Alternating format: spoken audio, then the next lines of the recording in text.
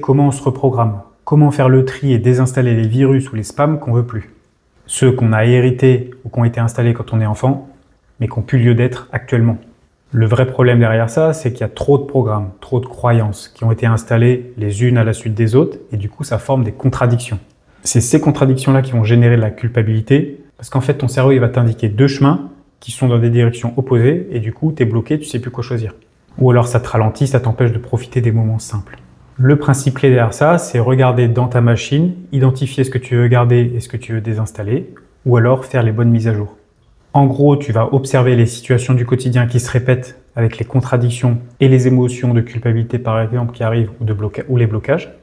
Par exemple, une situation, à chaque fois le soir que tu veux passer du temps avec ta fille, tu as deux chemins contradictoires qui arrivent. Tu te dis, mon projet n'est pas terminé, il faudrait que je continue à travailler, mais je veux profiter des moments simples avec ma fille, c'est précieux. Tu as cette contradiction-là qui génère de la culpabilité et qui te bloque.